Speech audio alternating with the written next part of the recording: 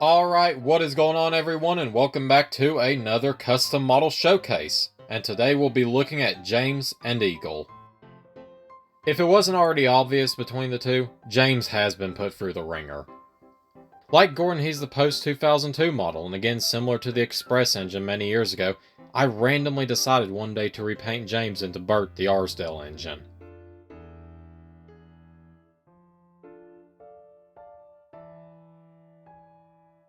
Now, what about James's original tender?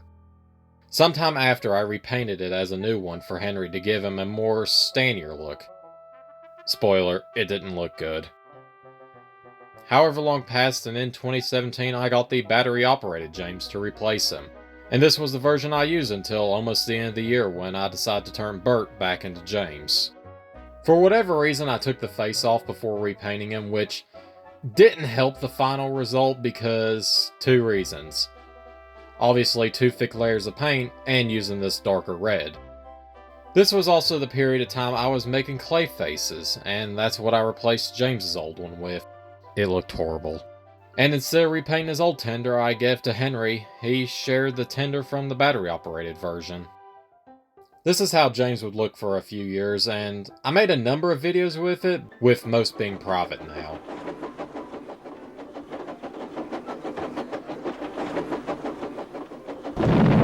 By 2019, I attempted to scrape the paint off, but gave up early on, and he was just sitting there waiting to be worked on. April 2021 rolled around, and I went back to using the battery-operated model for enterprising engines. By then, I had repainted the wheels red so I could have an Eagle. Following that miniseries, I found some old models of mine I thought were lost to time, two of them being the Adventures of James models. And there was another find, but we'll get back to that. Despite how goofy it looked, I opted to use the James with team colors from that point on in videos since it looked at least more like James, and I could actually pull it with a string along the track. The Busy as a Bee James actually made a brief appearance in the old stuck-up short at the very end. Cue summer 2024.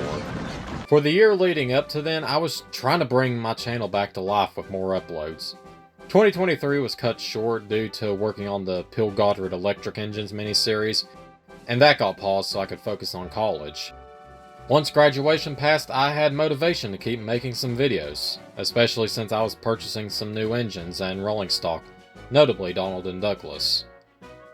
And one day I picked up my old James and finally sat down to chip as much of the old paint as I could off before giving him a white undercoat, and replacing it in a proper true red. I would also give him wire handrails. Now, I'm sure you're wondering, where did that tender come from? It was actually with those other two Jameses along with other models. But as for the James that came with the tender, I don't know either. It's a mystery. The tender was just by itself. And since it was close enough to the true red, it was the perfect replacement for his old tender that I repainted for the King class. Now for the face that he was still missing. I cut a small circle and temporarily drew a face, which honestly looked pretty good, but I knew I wanted to print him a proper one, which I did literally a day later. And with that, I finally had a good James again that didn't have any extra details. 2 days later, the missing coach was filmed, and I made sure to include him a few times.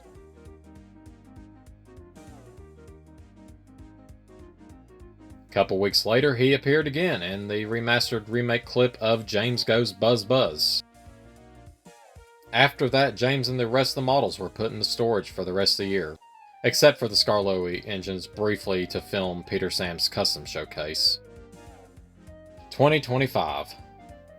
One day I decided to open the container some of the engines were in to find James's face was bleached by the light. And no, I did not take a picture of it. I don't even know where I put it. Instead of digging out the extra copies of James's face I had, I figured this was a good opportunity to replace it with a proper 3D face again. However, this plan was put on the back burner for a few months until a few weeks ago when I purchased a take-and-play James off eBay. Removing the face was pretty easy. I cut off this piece that helped it slide into the smoke box, filed the rest of the back, and glued James's new face on.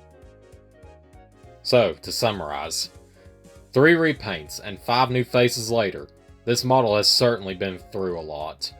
But I can now say, James is finished. Now for Eagle.